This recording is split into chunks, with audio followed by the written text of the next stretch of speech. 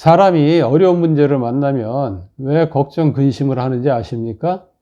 그것은 그 문제를 하나님과 비교를 하지 않고 나와 비교를 하기 때문에 그렇습니다. 그러한 내용이 신명기 1장과 민수기 13장, 14장에도 나오는데요. 이 컵을 가지고 한번 설명해 보도록 하겠습니다. 여기 컵 두 개가 있는데요. 이 컵을 기준으로 해서 이쪽 컵을 보면 이쪽 컵은 작아 보입니다. 그리고 여기 컵 하나가 더 있는데요. 이 컵을 기준으로 해서 이 컵을 보면 이 컵은 큰 컵이 됩니다. 컵 하나가 더 있는데요. 이 컵을 기준으로 해서 이 컵을 보게 되면 아주 큰 컵이 됩니다. 이렇듯 크다, 작다라는 것은 절대적인 것이 아니고 상대적인 것이 됩니다. 자, 이제 이 컵으로 또 한번 설명을 해보겠습니다. 나에게 문제가 생겼습니다. 이 문제가 작아 보이면 내 스스로가 해결을 할 수 있습니다. 쉽게 해결이 되겠죠?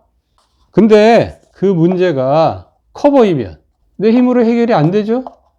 안 되니까 걱정하고 근심을 하게 됩니다. 이 문제를 반드시 해결을 해야만 하는 그런 것이라면 더더욱 스트레스를 많이 받게 됩니다. 심지어 밤에 잠도 제대로 못 자요. 밤새도록 그 문제를 해결해 보려고 이렇게도 생각하고 저렇게도 생각하면서 뜬 눈으로 밤을 지새우게 된다 이 말이죠. 그런데 이 문제를 나랑 비교를 하는 것이 아니고 하나님하고 비교를 해보는 겁니다. 하나님 입장에서 보면 이 문제는 별거 아니에요. 나를 기준으로 해서 보면 이 문제는 큰 문제지만 하나님을 기준으로 해서 보면 이 문제는 별거 아닙니다.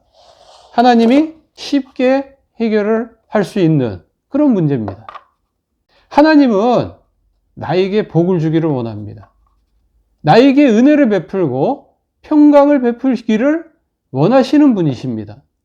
나한테 뭘 해주기를 원한다고. 나를 사랑하니까 내가 하나님께 이 문제를 맡기기만 하면 하나님이 해결을 해 주십니다. 그러니 나는 걱정, 근심할 게 없죠? 스트레스 받을 일이 없죠?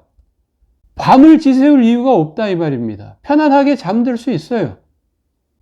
자, 이거를 이스라엘한테 한번 적용을 해 봅시다. 민수기 13장, 14장이랑 신명기 1장에 보면 이스라엘에게 이렇게 큰 문제가 발생했습니다. 12 정탐꾼이 가나안 땅을 정탐하고 돌아와서 보고를 했는데요.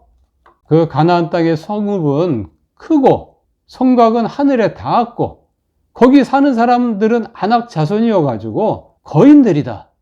그러니 그들과 우리를 비교하면 메뚜기 같다. 이스라엘 입장에서 가나안 땅에 있는 거민들을 보니까 너무 커 보이는 겁니다. 도저히 거기 못 들어가겠는 거예요. 들어가면 승산이 없습니다. 그래서 모세를 원망하고 하나님을 원망했어요. 하나님이 우리를 미워해서 애굽에서 이끌어내서 이 가나안 땅 사람들을 통해서 우리를 죽게 하려고 하신다. 이렇게 생각을 했던 거죠. 말도 안 되는 그런 생각이죠. 우리들은 이런 생각을 한번 가져본 적 없나요? 이에 대해서 모세와 여호수아 갈렙은 들어가야 된다라고 주장을 했습니다. 그 근거가 뭐냐? 하나님하고 이 가나안 거민하고 비교를 하는 겁니다. 자, 이 하나님께서 이스라엘 백성들을 애굽에서 10가지 재앙을 통해 이끌어내지 않았습니까? 애굽에서 싸웠는데 가나안 땅에서 하나님이 안 싸우겠습니까?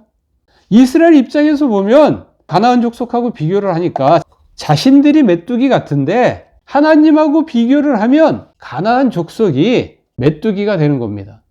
그렇기 때문에 하나님과 비교를 했으면 못 들어간다라는 소리를 안 했겠죠. 능히 승리할 수 있겠다라는 생각을 했겠죠. 그래서 여호수아와 갈렙이 이 가나안 족속은 우리의 밥이다. 이렇게 얘기를 했던 겁니다. 하나님이 우리와 함께 하니까 끙끙 앓을 이유가 없어요. 사람을 원망하고 하나님을 원망할 이유가 없는 겁니다. 문제는 하나님한테 있는 게 아니고 나한테 있는 거죠. 내가 하나님과 비교하지 않고 가나안과 비교했기 때문에 그게 문제가 됐던 겁니다. 하나님과 비교를 했으면 이 가나안 족속을 무서워할 필요도 두려워할 필요도 없죠. 하나님을 믿고 하나님이 말씀하신 대로 순종만 하면 우리 인생 사는데 아무 문제가 없어요. 하나님이 하게 하세요. 내가 이 문제를 해결하려고 끙끙 앓지 마시고 하나님이 할 수 있게 하세요. 하나님이 하시면 너무 쉽습니다. 금방 해결돼요. 모세는 또 한 가지를 이야기합니다. 한 사람이 자기 아들을 가는 것과 같이 여호와 하나님께서 너희들을 안고 이곳까지 오지 않았느냐. 제가 옛날에요, 지하철역 그 계단을 올라가는 그 어떤 엄마를 봤는데요. 아가를 안고 가방을 옆에 이렇게 메고 힘들게 올라가는 거를 제가 본 적이 있어요. 그 가방 안에는 뭐가 들었을까요? 그 아기의 기저귀나 젖병이나 뭐 기타 등등 들어있겠죠. 아가는 엄마의 품 안에 있었을 때 가장 안전한 겁니다. 엄마가 자기 아가를 안고 지하철 계단을 그렇게 올라가는데 먹는 거, 입는 거 다 생각을 안 했겠습니까? 하나님도 마찬가지죠. 자기 백성을 안고 이곳까지 왔대잖아요. 그러면 이미 다 끝난 거 아닙니까? 하나님의 품 안에 있는데 걱정 근심할 게 뭐가 있어요. 엄마 품 안에 있는 아기가 혹시 엄마가 먹을 거 준비 안 했으면 어떡할까? 내가 희야응아를 했는데 기저귀를 준비 안 했으면 어떡하지? 주변 사람들이 나를 해하려고 그러면 어떡하지? 이런 근심 걱정을 계속 엄마 품 안에서 하고 있다 그러면 이게 너무 무서운 상황 아닙니까? 그런 아가는 있지도 않아요. 이 광야가 성경에서 얘기하기를 크고 두려운 광야다 이렇게 말하고 있고요.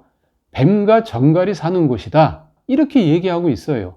그러나 그 광야라는 것도 아버지의 품 안입니다. 애굽에서부터 홍해를 육지같이 건너고 이 광야까지 이미 다 경험한 거잖아요.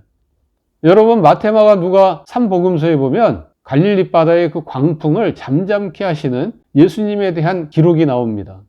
자, 예수님께서 광풍이 부는 가운데서도 배 안에서 주무셨다라는 말씀이 나옵니다. 예수님은 어떻게 잠을 잘 수 있었을까요? 예수님은 광풍이 몰아치는 험한 바다도 아버지의 품으로 이해를 한 거죠. 하나님이 나를 보냈고 하나님의 뜻을 이루어야 하는데 이 광풍으로 인해서 내가 죽는다는 건 말도 안 되는 거죠. 아버지의 품 안에 있기 때문에 모든 사람들은 그래서 이제 살아보려고 발버둥 치는 그 상황 속에서도 예수님은 주무실 수 있었던 겁니다. 믿음만 있으면 잘 수 있습니다. 이 세상을 돌아보세요. 이 세상 어디를 가나 다 아버지의 품입니다. 내 아버지의 품이라고. 왜 이렇게 여유가 없으십니까? 왜 이렇게 걱정 인형이 돼서 근심 걱정에 사로잡혀 잠을 제대로 못 주무십니까? 그게 무슨 큰 문제라고.